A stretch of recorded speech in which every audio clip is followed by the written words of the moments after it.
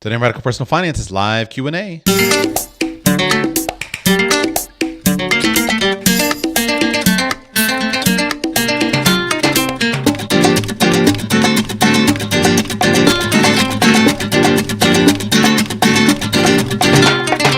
Welcome to Radical Personal Finance, a show dedicated to providing you with knowledge, skills, insight, and encouragement that you need to live a rich and meaningful life now while building a plan for financial freedom in 10 years or less.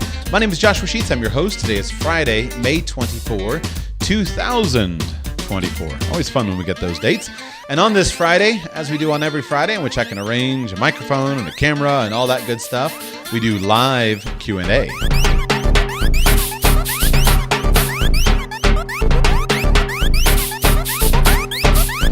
Live Q&A works just like call and talk radio used to, or at least probably still does. You call in, talk about anything that you want. You can gain access to one of these Friday Q&A shows by going to patreon.com/radicalpersonalfinance. Sign up to support the show on Patreon at patreon.com/radicalpersonalfinance, and that will gain access for you to one of these Friday Q&A shows. This is probably your cheapest way to talk directly with me, as long as you don't mind my using your questions, your comments, your feedback, your controversies, whatever you have to talk about as content for the show, then that's fine. You can do that, again, by becoming a patron. Remember, right now, as I record this on May 24, the consulting calendar is open, and I'm running a sale on it. So if you would like to book a consulting call with me, do that by going to radicalpersonalfinance.com/consult. radicalpersonalfinance.com/consult. That will gain access to you to my consulting calendar. Sign up now, as it'll be this next 2 weeks where those calls are available before I have some summertime travel. So I hope that you will sign up. We begin today with John in Florida. John, welcome to the show. How can I serve you today, sir? Hey, Joshua, and happy Memorial Day weekend to you. And to you. Thank you. So I have a good question here. I recently retired from the military, and now with my military pension and the new career that I have, my wife and I have found ourselves in a situation that we're unfamiliar with. We have a lot of extra margin in our budget, and I'm just trying to be smart with it. We've been enjoying it for the last couple of months, catching up on some spending that we'd held off. But now that we've done that and everything, it's how can I be smarter with this surplus versus just finding ways to spend it every month? Sure. How old are you currently? I am 40. 40 years old. And you said you started a new career in addition to your pension payment. Is that right? Correct, yes. And how much are you earning at the new career? The salary is just under 100K, like 97,000. And then how much is your pension? 84,000, with the vast majority of it being tax-free. Great. Does your wife also generate income? She does. She's a real estate agent, so it's hit or miss, but we probably can plan on her bringing in an extra 20 to 40 a year, I would think. And about how much do you guys usually spend prior to this time of recent increases to kind of make up for lost time? About normally, what do you think your budget normally is? We normally were spending between $7,000 and $8,000 a month. We now have, like $15,000 a month available. Do you have children? Two young children, yes. Okay. And about how much is your current net worth in terms of savings and investments? We're just under 600,000, like 570. Okay. What are the options that you're considering choosing among in terms of what do you think you want to spend the money on?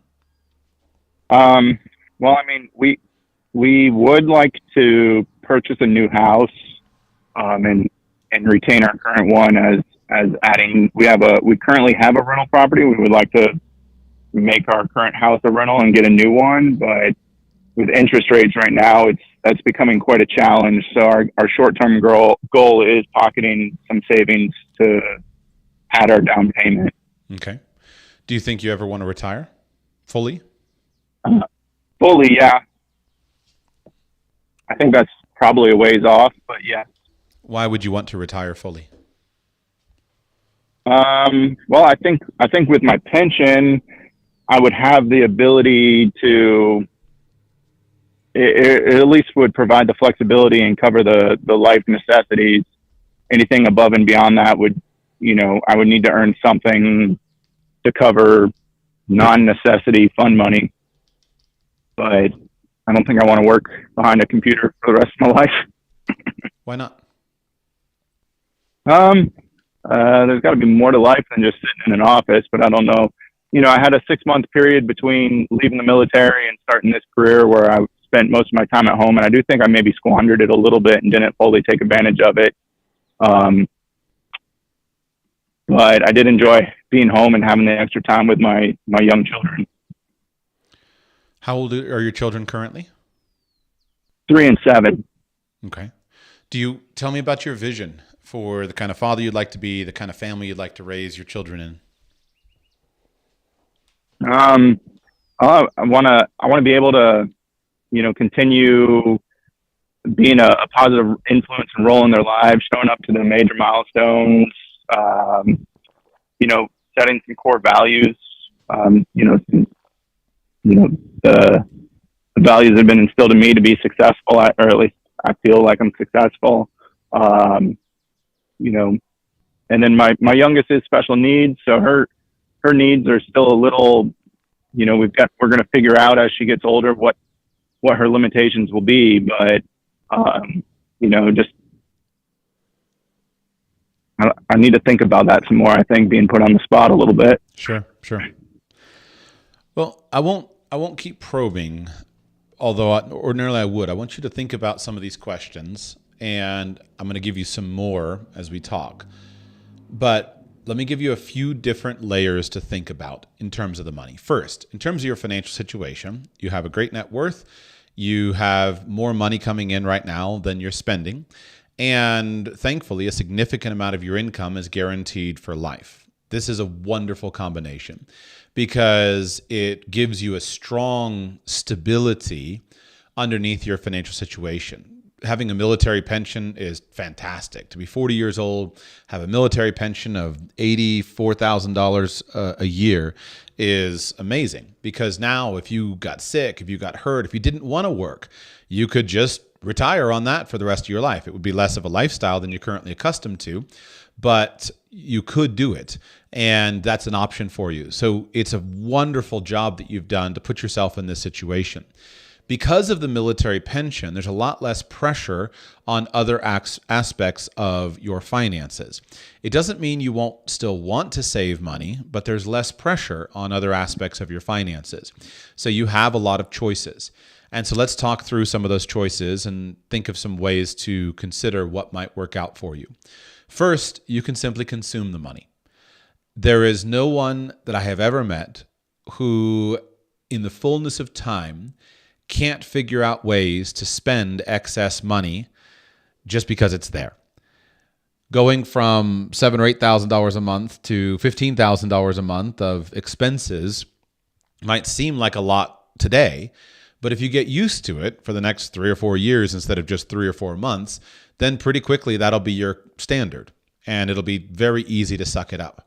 Some of these expenses will be related to your children. At 3 and at 7, there haven't been that many things that you really could or want to spend money on with regard to your children that would suck up all this extra money.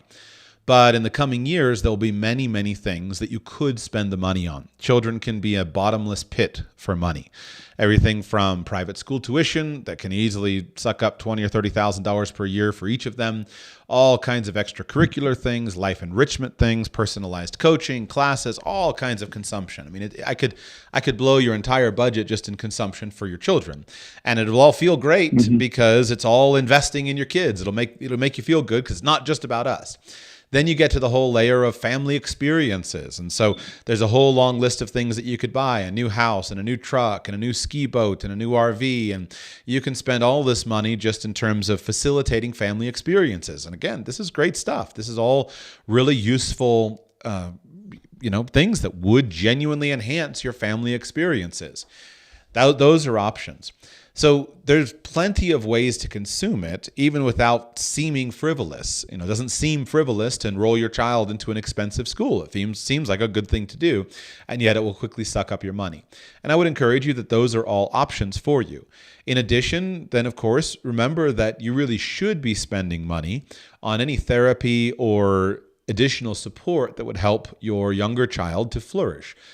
One of the things that often happens is people who have some form of handicap or special need, however we label it, in many cases, with a determined father who is going to war for that child and who has the money to spend on treatments, a lot of conditions can be fully changed just based upon the determination of a parent. Not all. I'm not being foolish with what I say, and I don't know anything about the particular features of your child. Just simply saying that a lot of times things can be changed with determination and with money.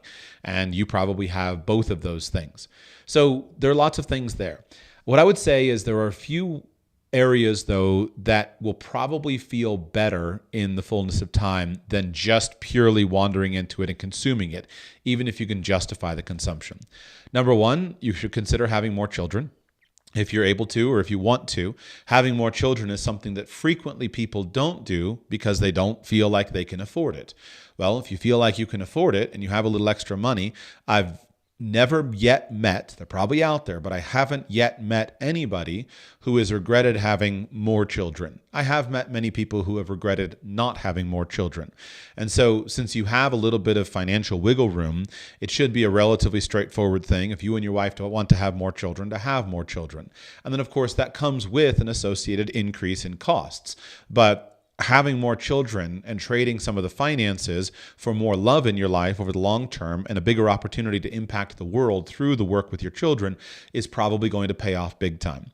Number two, you should consider very, very carefully and very deeply the kind of lifestyle that you want your children to have, the kinds of things that you want them to actually do.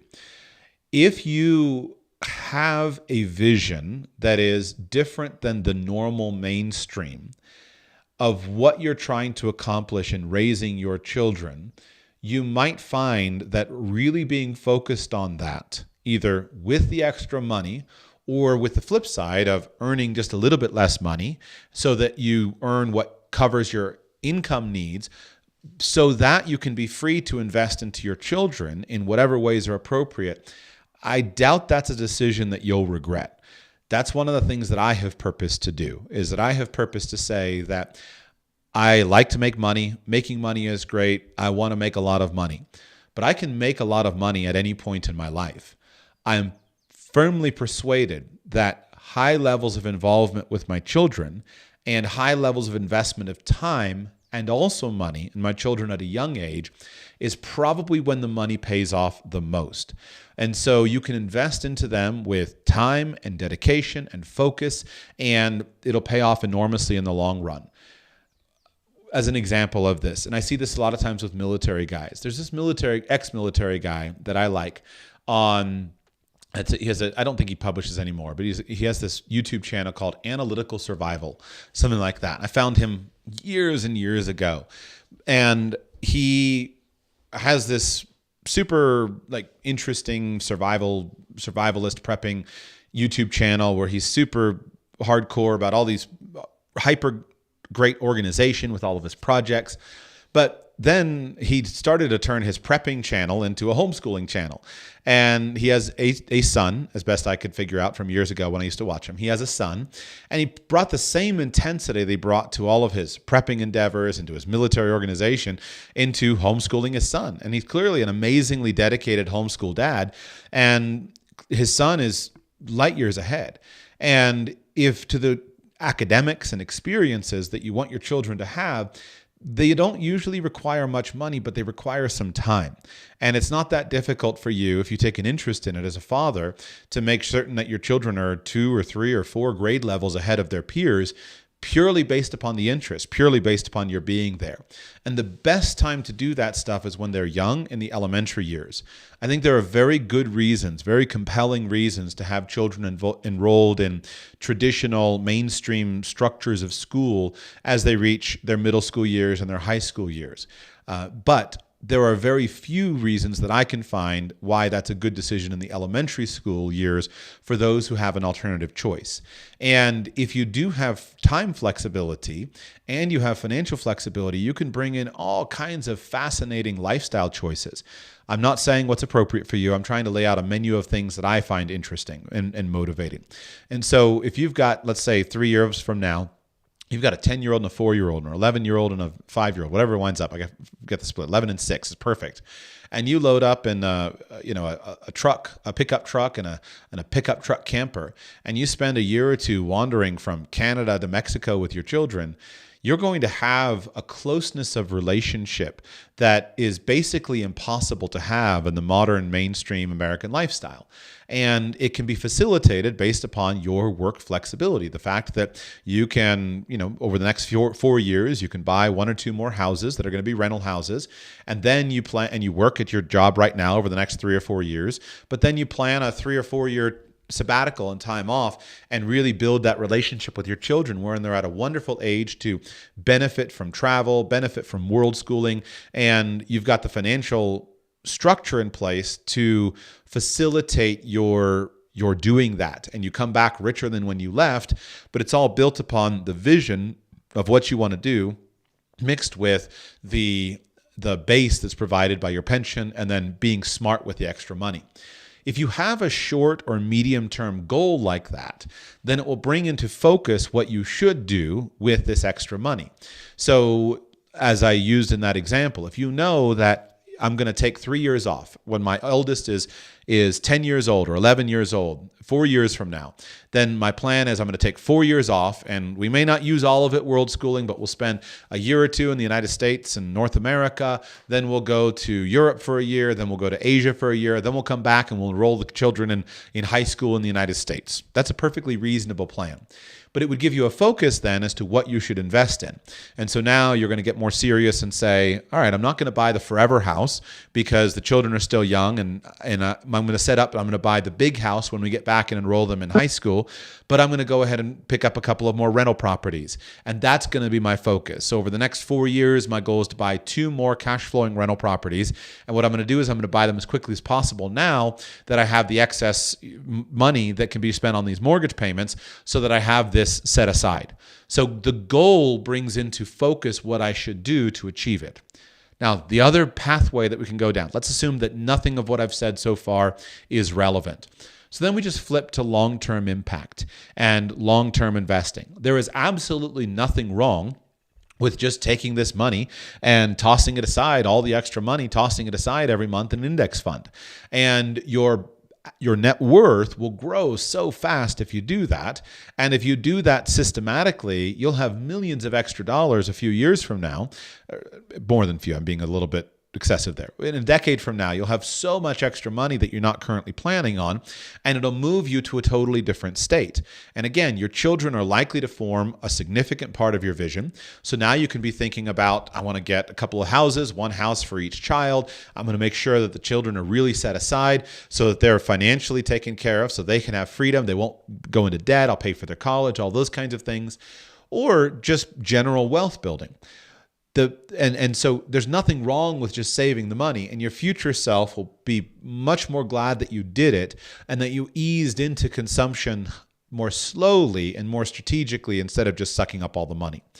Finally, what I would say is you should be really focused on making certain that your career is optimized not only for financial production, but also for meaning and long-term impact in the world. One of the traps that people fall into mentally when they need money is they always chase the thing that provides them with the most short-term financial gain. And that's a reasonable thing. If you've got bills, you've got children, you need the money. You want the money. And so you choose the job or the career that gives you the most direct path to money. When you get a little margin in your life and you don't need money quite so urgently, which is the situation that you're in, then you can think about it on multiple levels of analysis. And you can look at your job and your career from the perspective of long-term impact or meaning in some personal way that's appropriate for you. This can be done in a financial perspective. So very frequently, I'll work with somebody who, once you've gotten the wolf away from the door a little bit financially, guys piled up $2 or $3 million, and he's on track, everything is good, then he can pull back and he can say, all right, I'm not chasing now any additive projects. I'm not going to chase a project to add another $1 million or $2 million. I'm going to chase a genuine multiplier project. So I'm going to go for an opportunity, build a business that's a longer shot, but has a bigger long-term outcome. I'm going to try to go from $2 million in net worth to $20 million in net worth for the next 5 or 6 years, knowing that it might not work. I might still be stuck 6 years from now with a $2 million net worth, but that's more motivating than the idea of just staying in the normal course and just focusing on going from $2 to $3.5 million. And then the flip side is, it's not always measured in money, but sometimes it's measured in impact. You analyze your life and you analyze the things that you're engaged in, that you care about, and you say, if I could really make an impact, imagine myself 10 years from now, 20 years from now, 30 years from now, if I could really move the needle for this cause that I care about, this position that's really important to me, this need in society that I really want to change, this problem that's staring us in the face, if I could really move the needle in that direction, and I could invest the next 20 years of my life into changing that, even if I didn't make a lot of money at it, it would really be satisfying to me to know the difference that I made in the world because of that. And so you pursue something that has an extraordinarily high potential return of impact or change in the world, even if it returns a little bit less money. So there are, of course, many other pathways that we could go down, but that's kind of just a menu of ideas. And if you think about that menu of ideas, and something resonates with you, or over the coming months you find a goal that resonates with you, then having a clear goal will bring into clarity what you should do with your money. There aren't really any wrong things that you could choose to do with the money. You could consume it, you could invest it, you could do any number of things, and they're all fine based upon your goals. And so if you don't yet know what to do with the extra money, which is the question you called, what I would encourage you is just set the money aside for now. Set a specific budget for your family that's something like what your current expenses are. You don't need to tighten the screws to everything, but don't also allow in a bunch of inflationary spending. Just set the budget at a reasonable number for where it is right now, and set aside all the excess money into a savings account for now. And then spend a lot of time getting as clear as possible on what your goals are. Spend time with your wife. What are her goals? You may be able to fund something that she's always dreamed of. She may not have always dreamed of being a real estate agent, but she may have always dreamed of impacting the world in some other way. And so when your goals are clear, then the specific financial plan of what you should invest in will also be clear. Wow. I like a little bit of all three scenarios you discussed there. I need to re-listen to this and sit down with my wife and go over some of it, because I definitely think the doing something that might not make a lot of money definitely falls in line to getting involved in doing something with my daughter.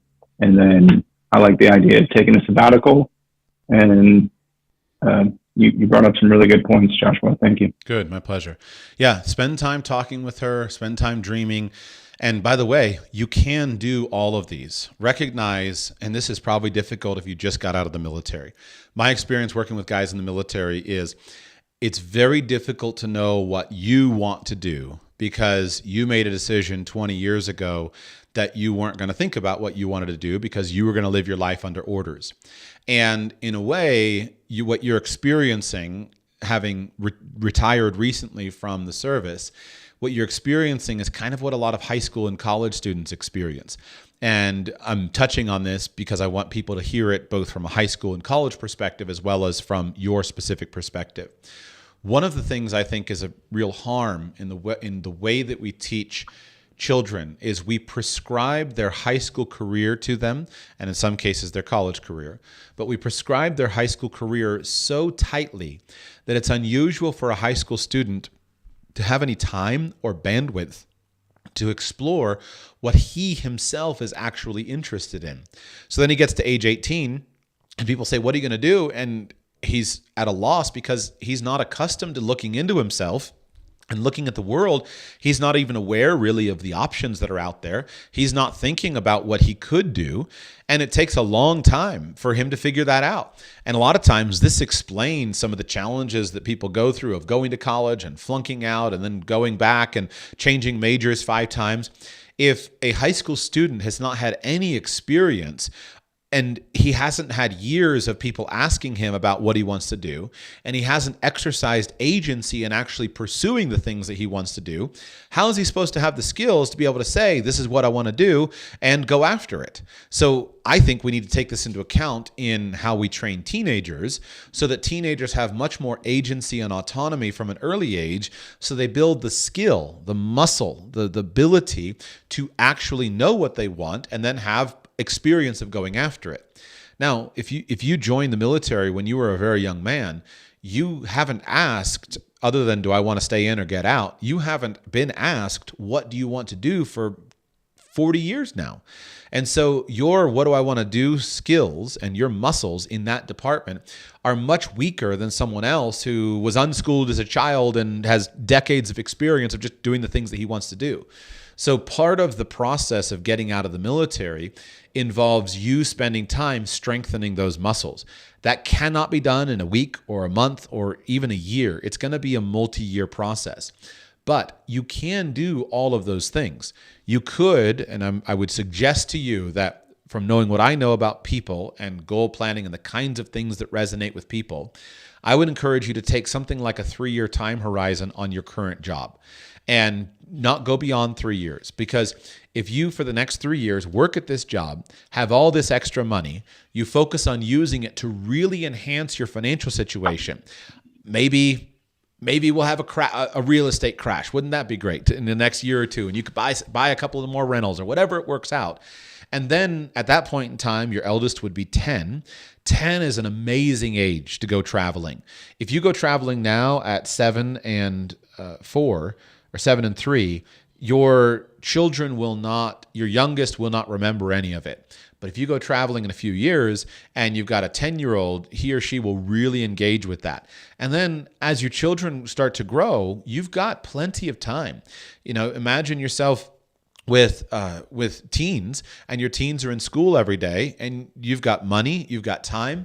Well, you can go ahead and put in 20, 30, 40 years at a career that you're really engaged with outcomes. You and your wife may build a business together. You may have a dream project of some kind. The world's totally available to you, and you have built the good foundation to make this kind of planning easier than for most other people. So congratulations. Just recognize that there's a good chance that your here's what I want muscles are probably a lot more atrophied because of the career choice that you previously made, and it's going to take you a few years to whip those muscles into shape.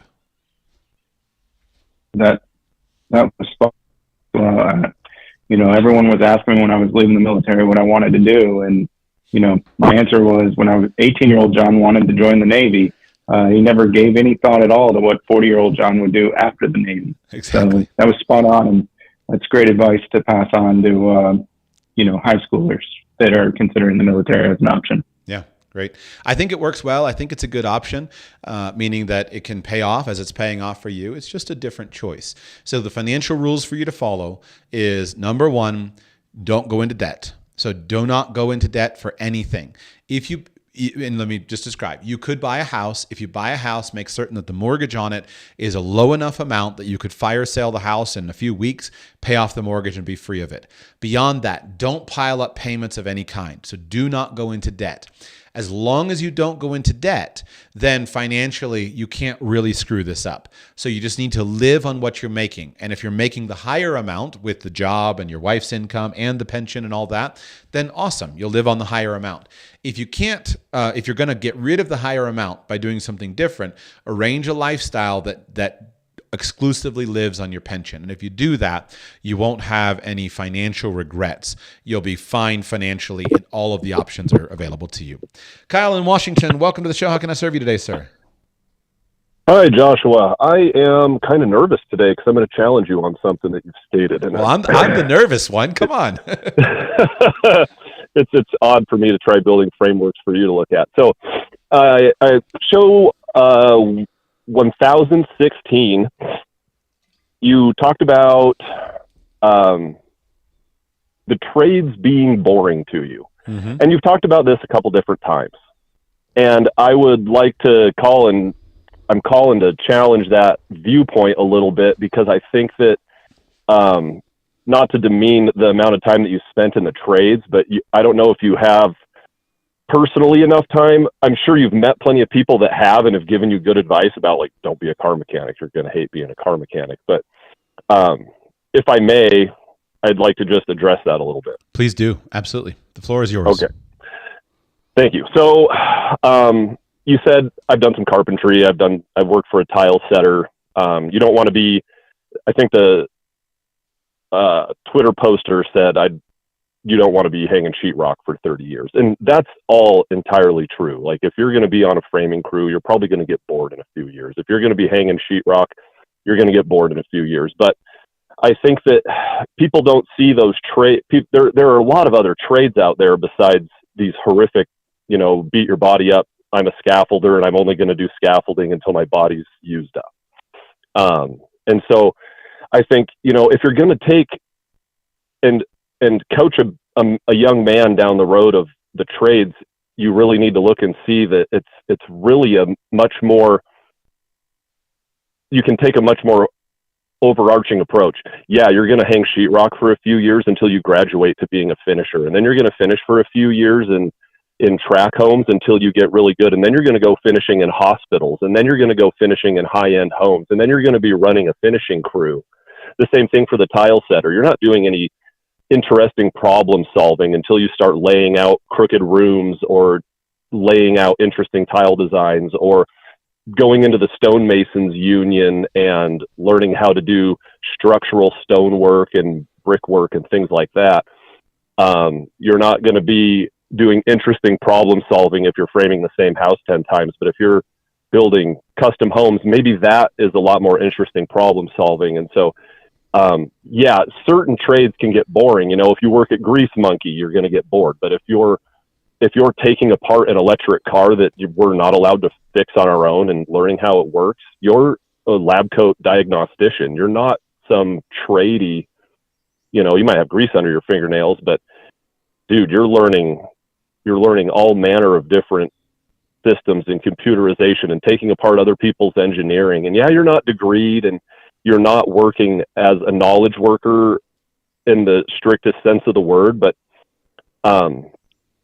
building that type of knowledge base, I think, is really important before you can move on to the next step. And not every tradesperson is going to start a sheetrock company or start a framing company or a scaffold company or anything like that. But I think that it's something that really gets overlooked. And, I did the same thing. I don't want to be a car mechanic, so I'm just going to quit being a car mechanic. But there are ways that you can, if you want to be a car mechanic, you can, and then you can start an automotive repair shop, and all of a sudden you're a business owner, and you're not just a tradesperson. You're learning business, and you're learning community outreach and all these different things. And I think I know that was a short show, but I think that the trades get minimized in that way. Like, it's boring and it becomes uninteresting and it beats your body up. And certainly there are trades like that, but there are also trades that aren't. And that's why I'm calling.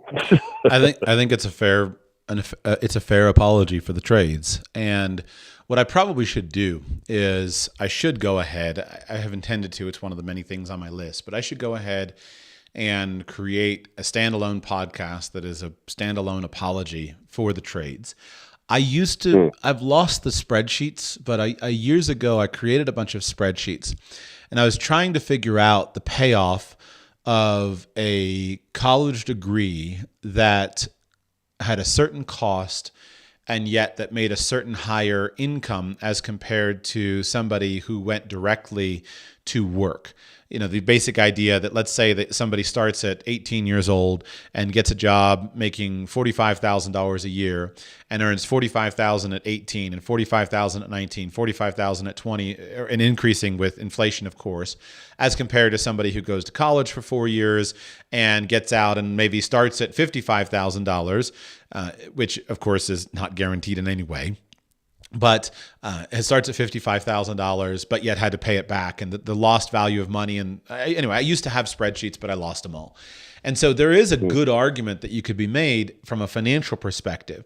In addition, I've known a lot of people who've built a lot of wealth in the trades, and it's especially just with things like side work. I was amazed when I watched how many electricians I knew who, as very young That's guys, a good example. yeah, very young guys are making six figures because they had a day job working for an electrical company, and all their side work was just never ending. And so I totally see what you have said. I would add another argument, which also aligns with the line of thinking that you're going down.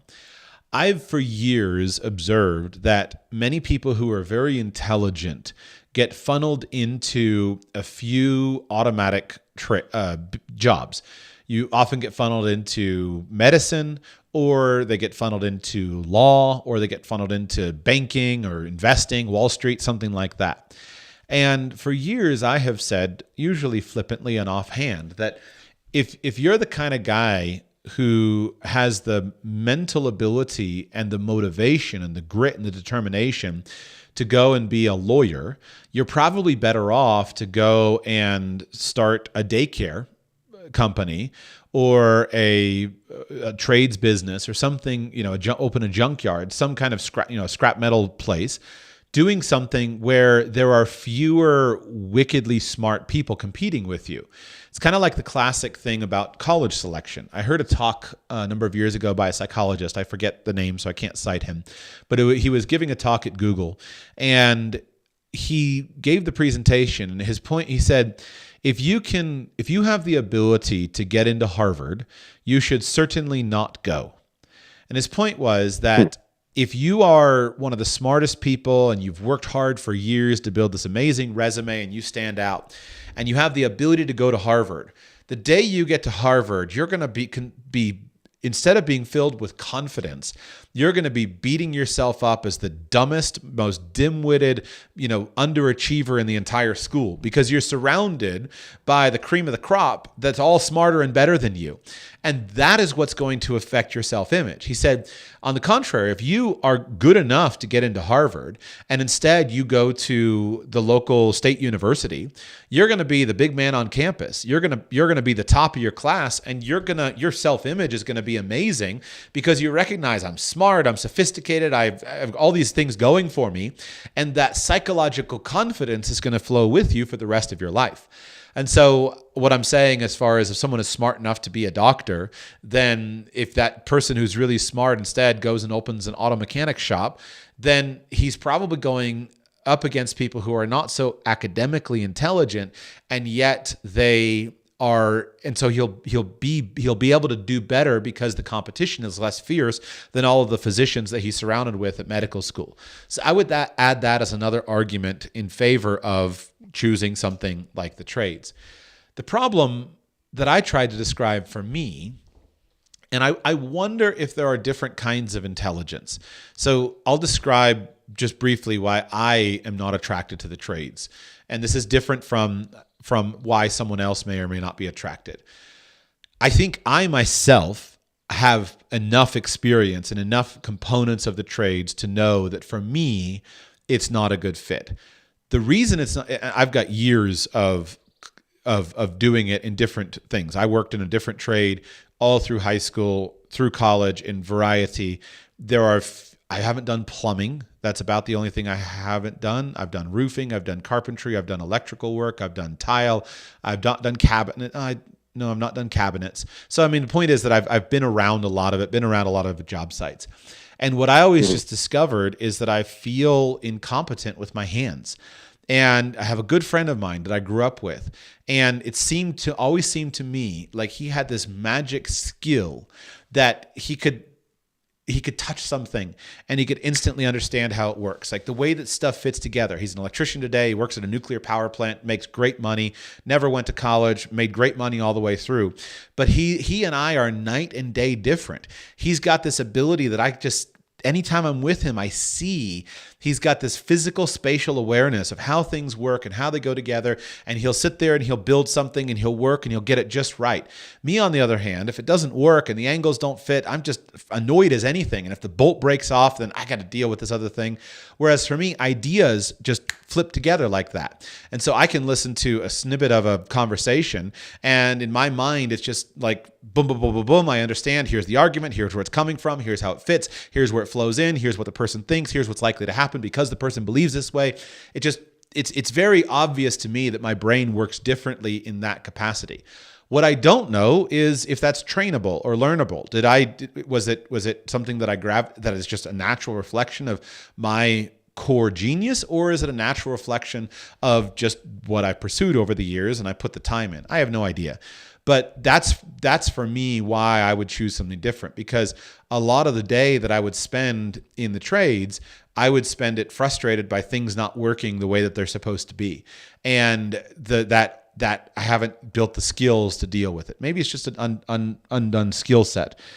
So I think there are differences of people. And my point in that Twitter thread, I don't know if I would have written it the same way. It was just someone else did. But my point is that there is rightly a pushback against the pathway of going to college, because college has been so oversold for so long that a lot of people are very frustrated and hurt because of their decision to go to college, instead of to go to be involved in the trade, something like that. But the flip side of that is that in the coming years, I now hear constantly, when I first did shows against college years ago, I felt like I was one of the leaders. Today, I hear constantly everyone saying, don't go to college, go to the trades. And so I fear that we're going to make the opposite switch, and we're going to funnel people wrongly into the trades who shouldn't be in the trades. They should be in some kind of mental work that is work with your mind and creating things with your mind rather than creating things with your hand. And so what I think, if I'm elected emperor of the world, what I'm going to do is I'm going to say people should have experience in both things fully. So if I were elected emperor of the school system, I would immediately bring back shop class. I would immediately bring back home economics. I would immediately bring back those things, because one of the most valuable aspects of those types of classes are to expose people to things they otherwise wouldn't have been exposed to. And so I want to have the son of two lawyers, mom and dad are hotshot lawyers. I want him to be in shop class building a table and discover that he loves building a table. And then simultaneously, I want to make certain that there's coding classes and that people are also exposed to knowledge work. I want the humanities. I want mathematics. I want science. I want the coding classes. I want the son of the carpenter to be taking coding classes and building something as a high school project, because he may discover that this is really an engagement with him. And then I want those things to be done over enough time, enough years, so that the young person gets a really good sense of, is this something that feels good to me, or is this something that doesn't? And that by that exposure, people will properly self-select into the trades who should be in the trades and people who shouldn't be in something else. That would be my vision. I think your points are totally valid, and it would be my vision that there should be enough experience that each person has in order to select properly. Yeah, agreed. And that's another thing people forget is a lot of journeymen have 4 years of apprenticeship before they're journeymen. I mean, you get a degree of sorts. A lot of times they'll give you an AA along with your journeyman card. And so, yeah, I don't disagree with you. And I think another point you made was, you run into a lot more intelligent people and you can get a lot more camaraderie and stuff like that in knowledge work. And I don't disagree with that. I'm still having a tough time figuring out which one I like more, knowledge work or physical labor. And so I bounce back and forth between those two things. And it's not to say anything about those people in the trades, but they are fewer and farther between if you want to be challenged on an intellectual level very often. And so, I didn't think that you were speaking against it for any specific reason. And I think that you can know yourself well enough to say, like, I just get too frustrated when I'm working on cars. It makes me angry. Even if I have all the right tools, I'm not going to be a mechanic. Right. Yeah, incredibly valid. I would also say that probably we've kind of lost this in our current day, but our culture was built by farmer philosophers, by warrior poets, by philosophical craftsmen. It shouldn't be the case that it's either you do one thing or another thing. And in fact, many people over the years have drawn great solace from their physical work. One of the things that I think is very satisfying about physical work is you can go and you can do the work, you can see the outcome, what you've created quickly, and when you're done with the work, you can leave the work there. It's taken me years to just grow comfortable with the constant low-level anxiety that comes from business, that the work never finishes and it always is with you. It always stays with you. And I often have thought how wonderful it would be to have a job where I went to work, I did the job, and then I went home. And how satisfying that would be to know that I'm done. I don't have to think about it anymore. I'm genuinely free of this job because I went to work, I did the job, and now I've left. And that's something that a mechanic or any kind of tradesman gets the satisfaction of knowing. That I never get that satisfaction because I'm never done. It's never enough. It's always more that I could do, and I just quit. So there are many benefits. And also, intellectual rumination frequently happens in concert with working with your hands. And so you'll find many great people throughout history who were great thinkers or great statesmen or great inventors that they didn't eschew physical work. They rather found that it was an important component of their life balance. And I would say that there's probably people who've been funneled into college who would give that intellectual engagement if they were still in trades. One of the things that I made in a separate show recently, I made the point, is that the sorting mechanism of the United States college system over the last 100 years has basically enormously succeeded at grabbing anybody who's good at academic level work and shunting them into the college path. Prior to standardized testing, there were lots of people who were academic intellectual geniuses who would go and work a job with their hands or run a factory or do some kind of job that didn't include college, and they would indulge their evening hobby of studying ancient philosophy or translating the Hebrew scriptures. That was a very normal thing in the past. But now the mass testing system has succeeded at finding all those people and kind of automatically shunting them into the college space because, hey, listen, you've got a high IQ that is demonstrated by your success on these tests for mathematical and verbal reasoning, so we got to get you into college. And so they're just not in the trades like they once were because of that. And the trades suffer for that, and the people suffer for that because sometimes genius is lost because somebody is working an unfulfilling middle manager, white collar job when he'd be a lot better off swinging a hammer in the daytime and reading Greek philosophy at night. Absolutely. Yeah, you're speaking about a good family friend of mine. The guy dabbled in languages. He knew 7 languages, and he worked in a drop forge plant and got sick of it and moved on to be a machinist because, you're working with 1/8 of an inch instead of 1/1000 of an inch. And, we were at a garage sale one time, my family, and we bought this guy an unabridged dictionary. Best present I ever got, But you don't expect that guy at the drop forge plant to know 7 languages. No. Yeah, you never do. So, not anymore, like you say. Yeah. Well, I appreciate the pushback. I think it's an important points that you're making, and I've gotten several bits of feedback on that podcast episode. I have a clarifying show that I've recorded. Because I had a lady that asked me a bunch of questions based upon what I said about men and women, and I guess I'll go ahead and release it. But it's interesting how that struck a chord with several listeners. So I'm really glad that you called in and made your comments. So thank you very much, Kyle. Thank you. And with that, we move on to Ben in Florida. Ben, welcome to the show. How can I serve you today? Hi, Joshua. I have a tax planning question. Okay. Never too early in the year to start thinking about that, huh? That's the best time to be thinking about it because you get to April 14th and you're done. There's nothing left anymore. That's right. I need to realize about $100,000 worth of gain of appreciated stock this year, and in the spirit of being a radical personal finance listener and listening to your show, I would like to start planning now to pay what I owe, but also as little as I should. I'm a W-2 employee. I max out my 401k. I do not own any real estate or any side business. So I'm maxing out 401k, maxing out HSA.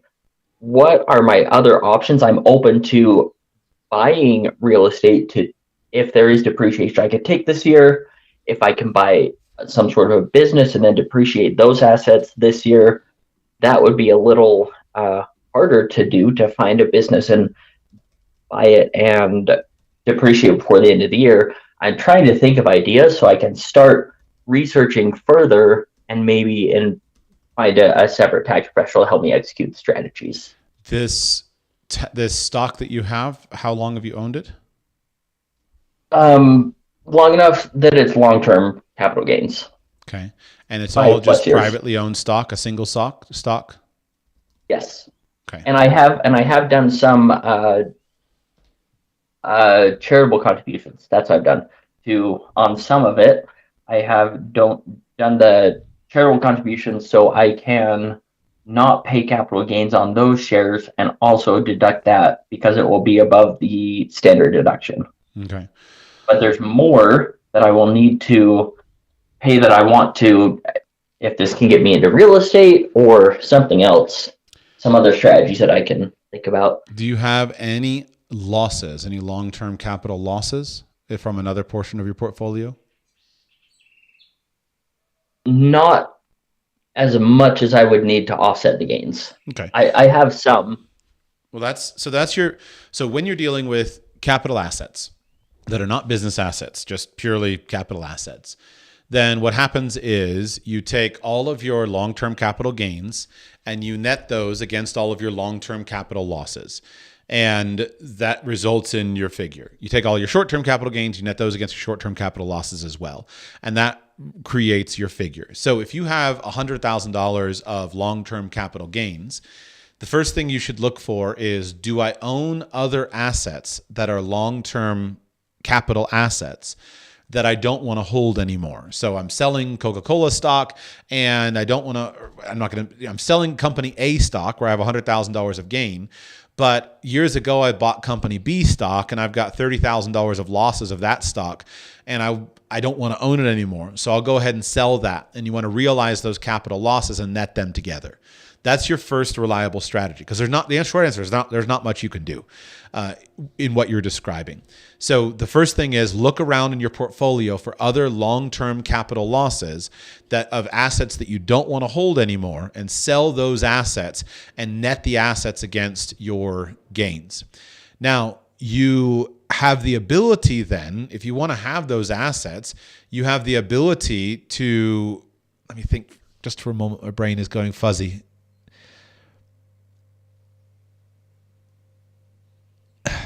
Doing this live, I always get this fuzzy. That's fine. So you're fine. Basically, what we want to avoid is the wash sale rule, but we can sell assets that are at a loss and we take the losses and then you can buy them back if you want to have them.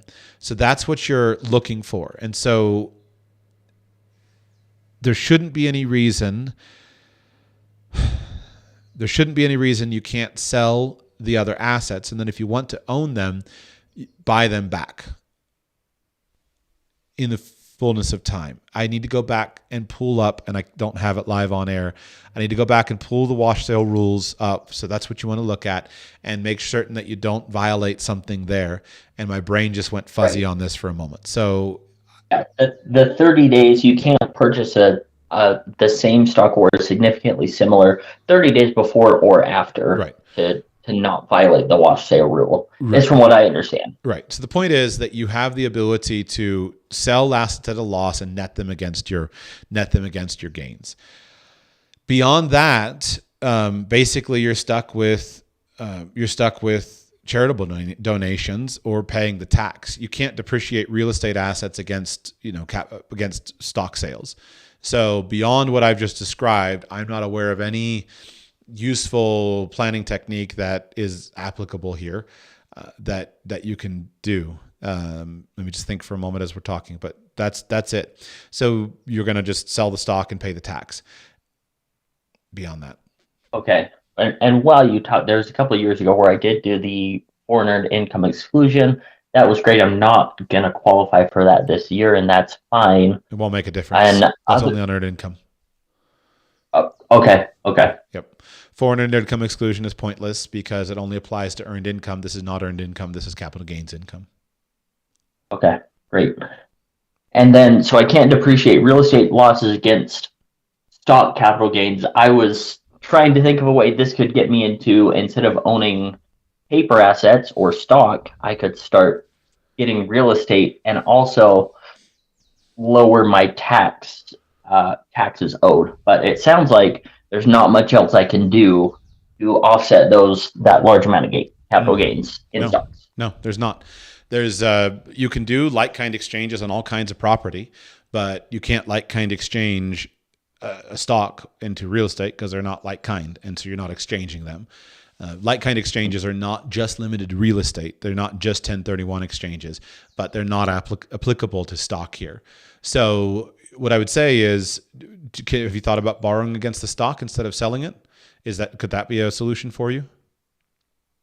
No, the stock is getting acquired, so it's going to be a for sale. Okay. So I can't do anything. No, there's nothing you can do. I mean, that's it. So, and especially since you have earned income, you're not going to have a loss on income. So basically look around your portfolio, look to see any other long-term capital losses, sell those assets, take the loss, recognize the loss on those other assets that you don't want to own anymore. You'll net those other long-term capital losses against these long-term capital gains. That will reduce the total amount of capital gains reported, pay the tax, and move on. Be grateful that currently capital gains taxes are still low. There's always these ridiculous tax proposals to tax capital gains like ordinary income, and just be grateful that you're in that situation where it's not there, or we're not there today.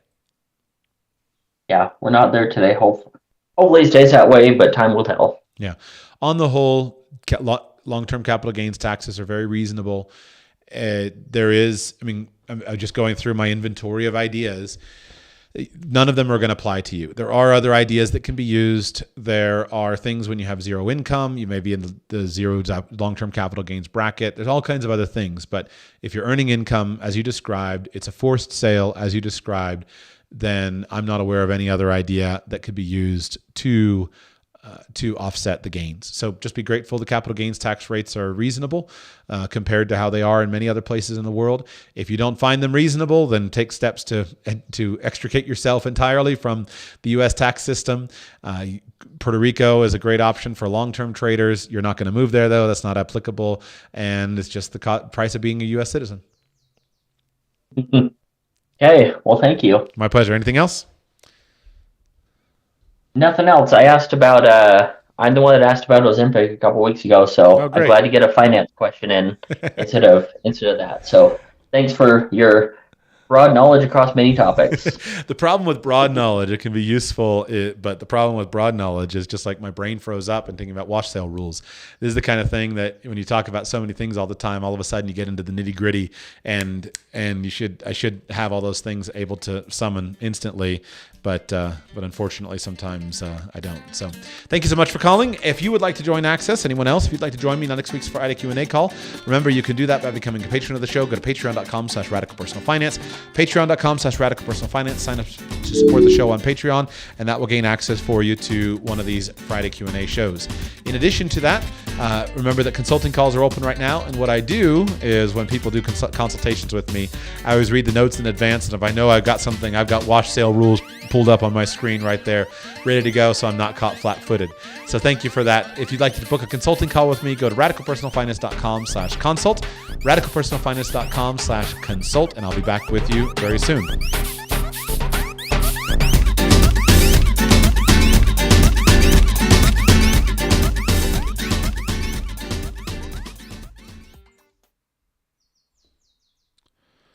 All right, for YouTube, since I'm still live on YouTube, let me end the recording there. PG22 says, should I empty my brokerage account to buy a Ford Transit passenger vehicle to fit my family better?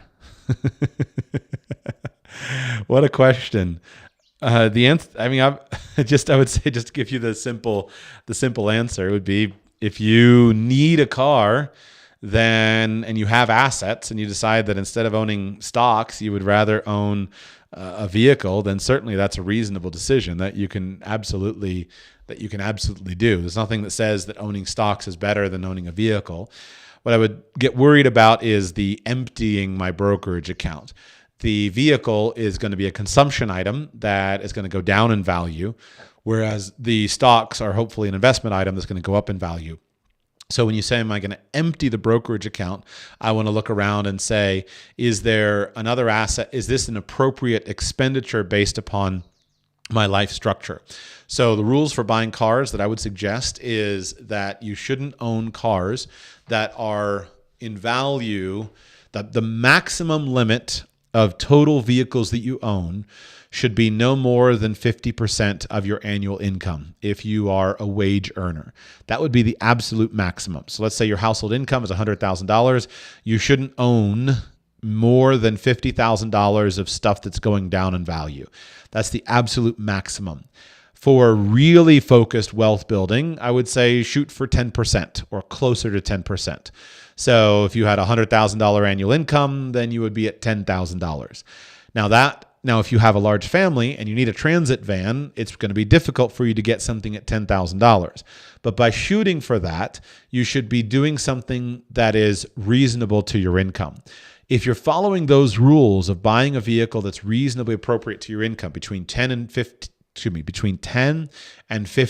of your income, you're probably not ordinarily going to need to empty a brokerage account in order to do that. What you may do is take some money from the brokerage account and pair that with other savings or other ability to buy it. But the key is not so much where you take the asset from, whether you take it from your savings account or whether you empty your brokerage account or anything like that, but just making sure that you don't buy more car than is appropriate for your wealth building.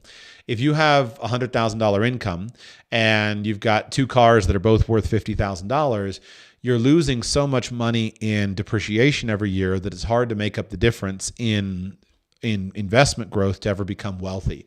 So try to stick to that 10 to 50% number, no more than 50%, and lower the better if you can find a vehicle that's appropriate for your family needs based upon that.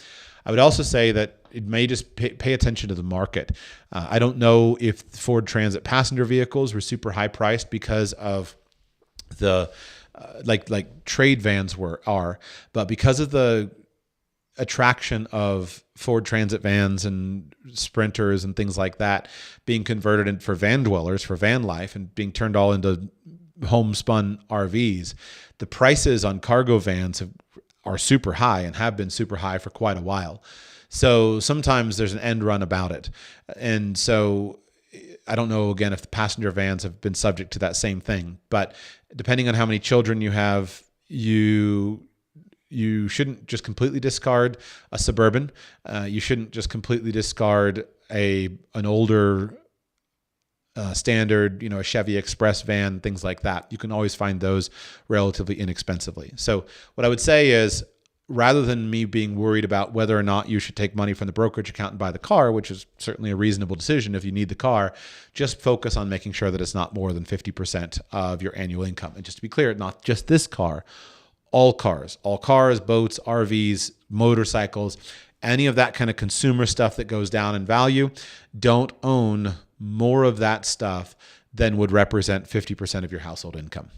Thanks for being here on YouTube, guys, and on Facebook, and I'll be back with you next week.